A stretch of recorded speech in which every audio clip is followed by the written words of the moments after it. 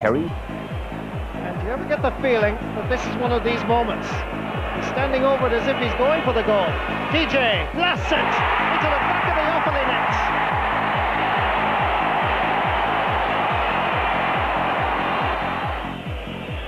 Will this be the first point of the second half? DJ hits it in low. PJ Delaney's after it. And that's a goal! Niall Maloney! Here's Sean Cullen now. Trying to get it out around the ground, but stopped here by Brian McAvoy. McAvoy going on a solo, turning it into a chance and turning it into a point. A second for McAvoy. This is a big moment, and Pat O'Neill catches a key ball, avoids the hook and gets it out, and it's all over. And Kilkenny have reached the All-Ireland hurling final. Peter Barry celebrates. Today, and the atmosphere down there is just brilliant. The last few days it's been brilliant. Up in the train, everyone was really up for the game and everything. So, and especially around 3:30, the pubs are going to be full, and they'll be full for the rest of the evening. And I said, long in the early hours in the morning. But what about Kilkenny? What about them? Forget about them. Leave early, I'd say, might be your only hope, lads. Right. What do you think? What's going to happen today? Offaly's going to win, of course. Yeah. Why? The best team in Ireland. And who's the best player in the Offaly team? Stephen Bourne, if you call him, It was quiet on the train. Everybody's looking forward to the game, of course. We're all looking forward to Kevin Martin giving a good performance today. All the more people will be cheering for Kevin. So it's a nice fine morning. We're anxious to get to Croke Park and enjoy the atmosphere and enjoy the day. Liam Chunky O'Brien, hero of the 1979 All-Ireland final, and many others too. Liam, you're still a great hurling man. Yes, Jim, I'm at them all, the whole lot. I'm just here waiting for some of the lads to come up and just to wish them the best of luck on the day, Jim.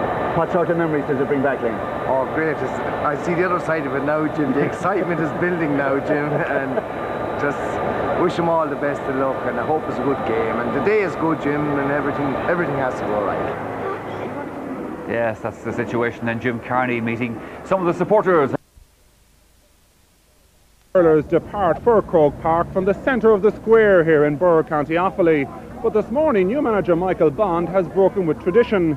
He's brought the team outside the town to the County Arms Hotel, where in fact they left for Croke Park way back in September of 1981 for their first All-Ireland success. And on the bus on that morning, their goalkeeper, Damien Martin.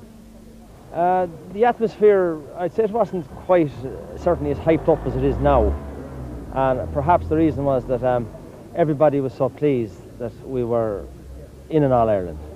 And, I would think that in fairness to the public, they said, right, fair play to them, and we were no hopers. But certainly it was good for us players. It was fantastic. But, the hype now is something else. Team captain Hubert Rigney was one of the first Offaly players to board the bus for Croke Park. Simon Wheelahan was preparing himself for his second All-Ireland final this year. But his Bird teammate Gary Hannifey was still waiting for news on whether or not he will be the player to fill the vacant right-half forward line position. Team manager Michael Bond says the decision is made, but alongside hurling secretary Tony Murphy, he's keeping his players in the dark. We know who's playing there, but we haven't told the player yet. So in fairness, we'll wait and we'll tell the player first. That's quite unusual in that you're only a matter of hours before the All-Ireland final. And are you trying to protect the player? No, we're not trying to protect anybody. There are some players that have bad flus. So the thing is that unfortunately the weather has changed, and the thing is that some of the players have flus, and so we're just waiting to see how they are. But as regards the team today, it's 50-50, and it is only 50-50. Anybody thinking it's any more, they're in Cloud Cuckoo land. Kilkenny in an All-Ireland final, the finest of teams came from Cork and Tipperary and everywhere else. Kilkenny are something else. The longer they go on the year, the more difficult they become.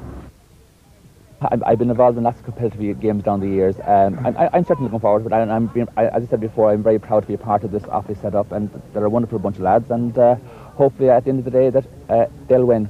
Very last word, it's dry here at the moment, and we're told it's dry in Dublin this hour of the morning. What effect will that have on the game? I mean, we have played mostly in dry and camp conditions, so that it'll suit good players. I mean, Kilkenny have great players, we have great players, so that it'll be a cracker of a game. The Offaly team set off from Birr just after 10 o'clock. The party will stop over at the Spa Hotel in Lucan on their way to Croke Park, remarkably for the fourth time since they were beaten in the Leinster final. Right, Wheelahan with the free, it's a good one. John Troy. One of our guys. Brian Wheelahan has the 65. We're inside the last minute. He drops it in. They go for glory and get a goal. Here they do! Offaly have come again! Of course, Willie O'Connor and Darren Hannafy coming through with John Troy. He faces to Garmanays. Goal number 1 by the maestro from Lasma in County Offaly. That's gone in. Where will it end up? It's a goal! Once again, Johnny Pilkington has scored against Clare in a major match. On towards Johnny Pilkington, the man who got the goal. Here comes Pilkington. 20 metres out. He's put it over the bar. Johnny Pilkington with a goal and a point. And Offaly lead by a point. Whelan again up there in the forward. Here's a goal chance, John Troy. Out they come. And the shot has gone in. It's buried. And Billy Dooley has got it. Racing out ahead of Brian Quinn. Brian Quinn again beaten by Joe Dooley. Now the angle tight enough. But not so tight that Joe can master it. This is a great ball in. Deep one. Beautifully caught. And it's a great save. Alan Morgan made the shot. And Byrne has made the save. Best save of the game so far. It's looked for a long while like it's going to be Offaly's day. We are now nearly 2 minutes in injury time. That man looks sad. Byrne knows it's all over. Offaly have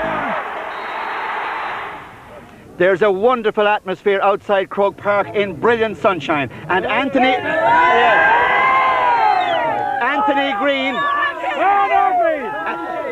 Green from Gowran tells me that Kilkenny are going to win. He's from DJ Carey and Pat O'Neill country, but Greg Hughes, the great Offaly footballer, not too long ago, is also a hurling man. Greg, proud to be an Offaly man today. Very proud to be an Offaly man. There is no doubt, Jim, on today's, I suppose it is a wonderful occasion for Offaly people. We were beaten in the Leinster final. Kilkenny must be enormous favourites today. But there's great credit due to this Offaly team to have us here.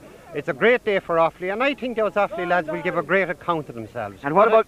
But as I say, Kilkenny are big favourites. Big favourites. Now, Greg is cautious, Pat. What do you think? I wouldn't be making Kilkenny favourites. After all, Offaly beat the All-Ireland champions. And, well, I'd say it'll be a close game, down to a couple of points, and hopefully we'll do it. Great atmosphere here today. Great atmosphere, yeah. Wonderful. Great. Nice. Wonderful. Now, Michael Kidney, the Offaly supporter who's become a television celebrity this weekend. Michael, a word from you. How are you feeling today? We heard how you felt last night. Brilliant. We're very excited about the game. We think Offaly have a great chance today. It's going to be very close, very tight. Kilkenny, very good team. Offaly, great respect for them. And it's great to see two Leinster teams there.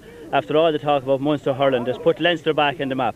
Simon, there's a great atmosphere here and lovely sense of sportsmanship. Do you feel that? That's right, great buzz around here today, Joe. And it'll be a great game, we hope. 2 games, and we hope to bring home the double to Kilkenny, minor and senior. Now, somebody said a moment ago, Simon, that there was a wasp here and he wasn't in the Offaly colours. That's right. It was you. Jim, there are no back door for the Wasps this year. So maybe next year. We'll leave the final word to Offaly. What do you think? We're going to do it. Going to do it. So, Offaly to do it, but Kilkenny also think they'll do it. Wonderful atmosphere down here. It's absolutely superb outside Croke Park. Let's go back in. Yeah! Thanks, Jim. Yes, that young man you saw in the picture there with the green hat, young Michael. The easier it is for the defender to close down the forward. Well, of course, the first thing we always wonder about is the wind and the wind direction. And I can think of no place other than Croke Park where... I think a chocolate. Arriving out onto the pitch, welcomed by their supporters who are here, hoping obviously for a double for the Cats this afternoon. Now this Kilkenny team got to this final by beating Offaly on the 23rd of May in Portlaoise. Then it was Wexford. They drew with Wexford 1-11 the first day, beaten the second day 2-15 to 6 points, and then beat Galway last day out by a single point, Cyril Farrell. Where does that performance against that Galway team place them? Well, I think it was a game that Kilkenny actually wanted, Michael, because they had really comprehensively beaten Wexford in the replay of the Leinster final, and they didn't know where they stood as such. And like against Galway, it was a very good game. Galway would have fancied their chances with a strong kind of a college set up as such, but Kilkenny were the better team on the day and held on to win by a point. They'll be delighted with that because it gives them a good focus. They've already played Cork in 2 challenge games. They've been beaten comprehensively by Cork, but Kilkenny would feel that they're improving every day, as the game goes on, every game. So they'll fancy their chances today. Here come Cork then, Tomas, and not just you here to support them today. Actually, there's quite a few Cork flags and supporters down there cheering on this minor team that got to this final by beating Waterford in Dungarvan on the 1st of July. Then they took on Clare after that, a good win over Clare, and then they beat Wexford by 2 points last day out. And you reckon if they up their performance today, they can do this? Oh yes, certainly. They look very impressive in the Munster campaign. The last day against Wexford, they depended too much maybe on Owen Fitzgerald. They conceded an awful lot of frees in their back line, and hence you have the movement of Brendan Lumbert, who played number 7 the last day, up to full forward. Now this is something they tried in the vocational schools games this year, and it worked very, very well for them. Remains to be seen whether it works today. But in the likes of their forward division, they have Owen Fitzgerald and Colin McCarthy, son of Charlie. Very, very good hurlers, you know, and they'd be expected to get the scores for Cork today and get a good few points on the board. The statistics, Tomas, certainly bear out what you say, because if you look at the scoring record so far in the championship, like Owen Fitzgerald has scored a total of a goal and 18 points. You know, the next closest to him is Colin McCarthy, who's only contributed 8, or not only contributed 8 points, but it's a big gap. It is a big gap, and that's the one disappointment thing that I took out of the Wexford game the last day, that we didn't have enough of a contribution from the forward division. So the rest of the forwards will need to up their game. Obviously, Owen Fitzgerald will have to play as well as he did the last day as well. And we see from Kilkenny, they're very, very strong defenders. And in minors, it's very unknown how guys would perform on a day like this. It is a big occasion for an All-Ireland minor hurling final. So whoever performs, as I said to you, within the forward division today, I think will come out on top. We've seen with Kilkenny, Joey Murray the last day got 2 classic goals out of kind of loose play around the square, and he's going to be kind of a hard nut to tackle today for the Cork defence.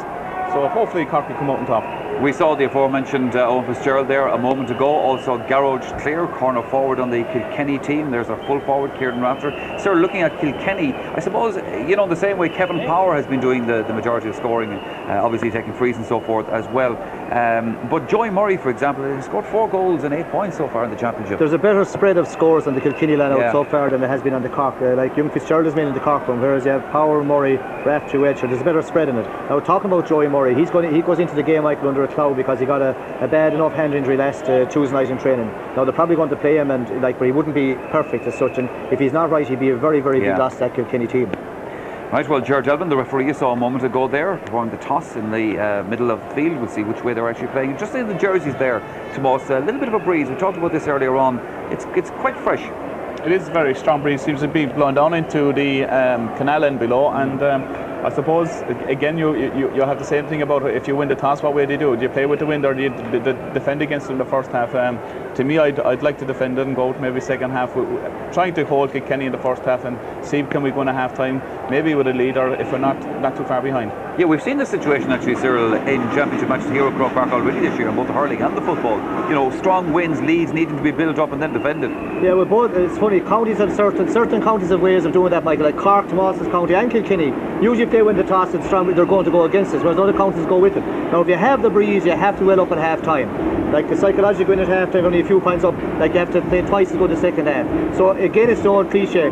If you win the toss and take the breeze and win the match, you did the right thing. If you win the toss and play against the breeze and win the match, you did the right thing. But if you win the toss and don't win the match, you did the wrong thing. Now, but too much can be read into it. Like, you know, no breeze is going to win the match for you. You have to get the score after all that. But just today, like, it's probably going to pick up a bit. I'd say by the time the senior match comes out, it could be raining as well. It might bring back down the breeze. But like again, you're going to find, like, you know, if Cork win the toss, I put 9 times out of 10 they're going to play against the breeze, and the same with Kilkenny. So it'll be interesting to see today whichever captain wins the toss will they actually go against it. Well, I suppose as Cyril says, you have to play with the breeze and against it at some stage during the match. There's no avoiding that unless it actually changes around in your favour.